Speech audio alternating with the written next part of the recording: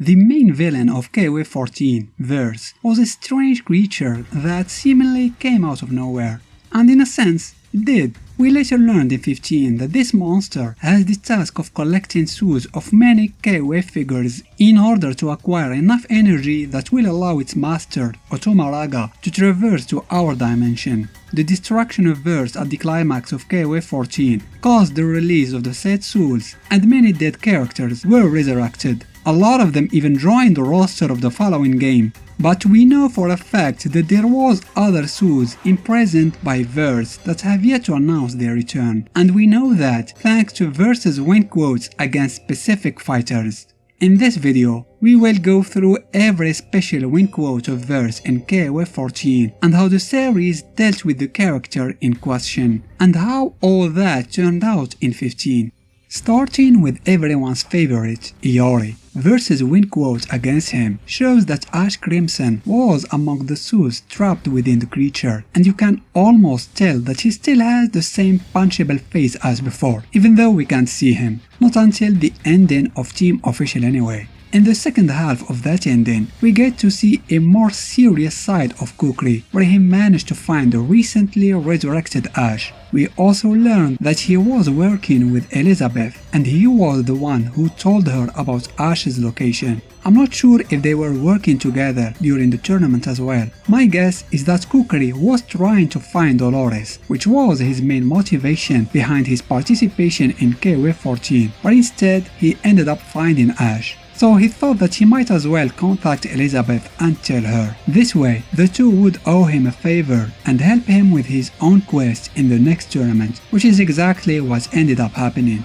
Ash and Elizabeth are both in KOF 15 with Kukri, and although the most popular character is Ash of course, he and Elizabeth don't have any reason to be there. Kukri is the most important member of that team, from a narrative perspective of course. Speaking of Kukri, his own win quote against Verse shows that he was looking for someone that they were inside him. He also had a line stating a similar thing during the cutscene when Verse appeared. At the time, we didn't know what his real motive was, but it turned out to be a well-meaning one after all. He was looking for his mother figure, Dolores, who died in the past while protecting him. His whole story arc in 15 is his attempt to stop her from getting involved with dangerous endeavors. He just didn't want to lose her again. And at the end of the game, they both return to their hometown safe and sound.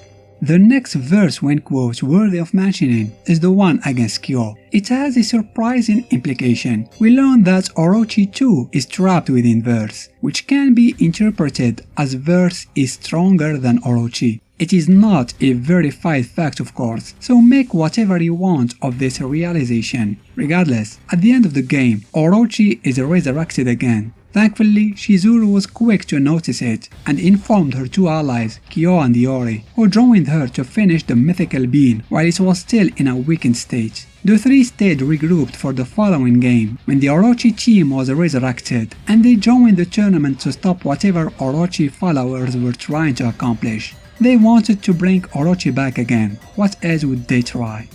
The win quote against Mature is another win quote that we need to talk about. It shows that Regal is also among the souls imprisoned by Verse. We can see that Regal is still welcoming Mature to work for him as his secretary. That was her cover actually. The real reason she worked for him was to keep an eye on him by order of Genets. But it seems that Mature really became fond of him over time, to the point that she began mimicking some of his moves, like the gut pressure. Or is it the other way around? Not sure. Also not sure if Regal was serious in that quote and still welcomes her as his secretary. He could have been sarcastic, especially that by now he must know that she was a spy for Genets. Unfortunately, we didn't get an answer to this question in KOF 15. Mature is still absent in the roster at the time of making this video at least, and even Regal's long-awaited return to KOF is quite disappointing. Sure, he looks good, he plays fine, but he has no story element of any sorts, or even a special pre-battle dialogue against Haydn, who is his sworn enemy.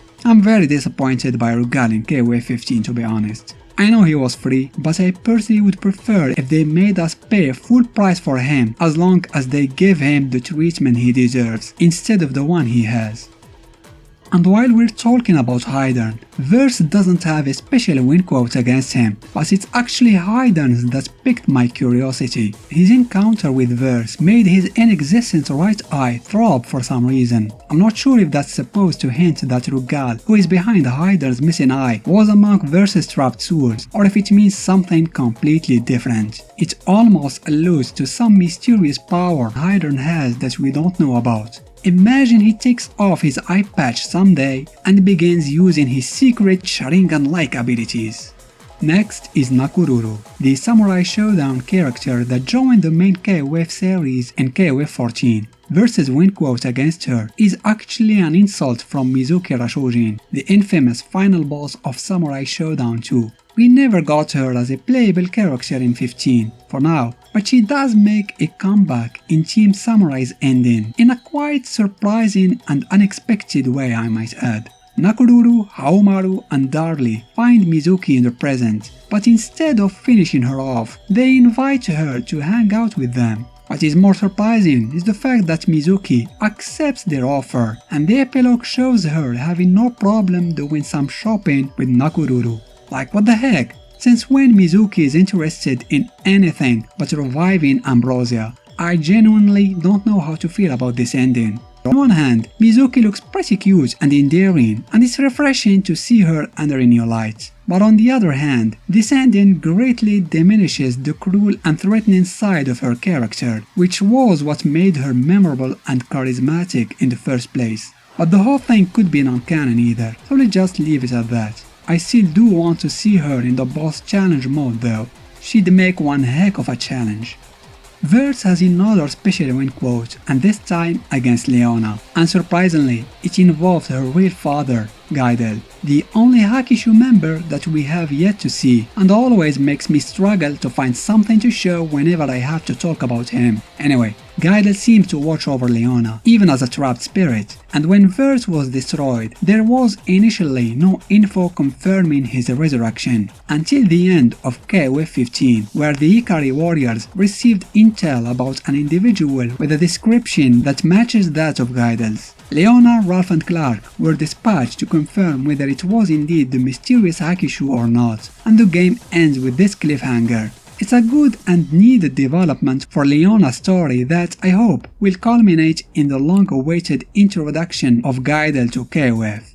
Now let's carry on with quotes from characters that didn't show up in any form. Against K-Dash, we have a threatening line from good old Chrysalid, the main villain of KOF 99. He's still adamant that he is the original, while K-Dash is the clone, which, as we all know, is the other way around. Chrysalid must have been resurrected as well, but he's nowhere to be found in 15, and no one even mentions him. He's kind of a tragic character who was betrayed by pretty much everyone. His whole life was a lie, not realizing that he was also a clone. His bosses abandoned him and let him to die under the rubble after they had no use for him, and the person who thought was his sister also turned on him and finished him off, twice. So it's safe to say that he may not be very happy right now. So the question is, where is he? And why nobody is taking his likely resurrection seriously? K-Dash and especially Whip should be very worried. Something that would be really cool to do is, if Chrysalid is ever added as a DLC, why not make him a bonus match against K-Dash and Whip after defeating Otoma Raga? Kind of like that extra match between Kyo and Iori during Team Japan's ending in 97. That would be really cool, don't you think? Next is Sylvie, who got a quote from the big baddie of all nests in person, Agnes. And I find it a bit strange why Sylvie is the one who triggered a reaction from Agnes, and not someone like Kula or Maxima. So I guess that serves as a reminder that Sylvie is also a product of nests. Like Chrysalid, we have nothing on Agnes in 14 or 15. No one mentions him. No one is worried that he's most likely out there, probably plotting his next grand plan to rule over mankind. Nope, no one cares. What the heck? Knowing his superiority complex, there is no way Agnes is going to spend the rest of his life quietly and peacefully. He's onto something. He must be. And the Ikari warriors better find out what it is before it's too late. Maybe Sylvie's inclusion as a DLC will shed some light on that. but I'm not betting on it. Now this character doesn't have any special win quote related to her, either if she wins or Verse is the winner. But what Najd has is a special intro animation when she is about to face the monster. Najd is the only character who got this treatment, and it certainly adds to the mystery surrounding her.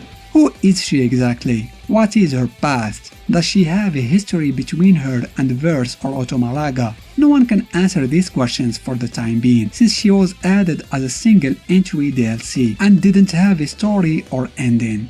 And guess what? She is confirmed as a DLC for KOF 15 too, and once again as a single entry with probably no story whatsoever. And these questions will remain unanswered, unfortunately. But I'd be super happy to be proven wrong though. Lastly, let's talk about Shun'ei, the main protagonist of this saga, who seems to be already forgotten. Upon winning against him, Verse says, "Finally, I found you, you fragment of me."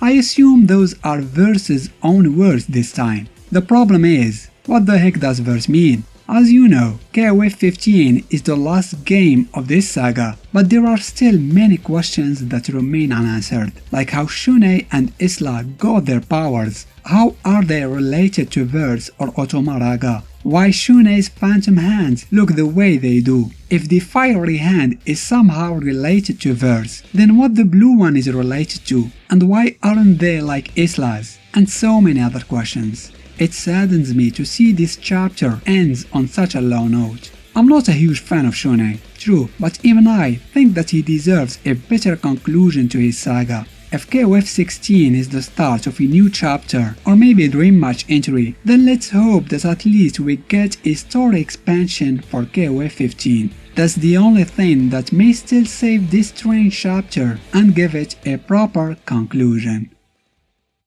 Thank you for staying with us till the end. Special thanks to my patrons for their support. I hope you enjoyed this video, give us a thumbs up if you did, and why not consider subscribing to the channel. Thanks again for watching.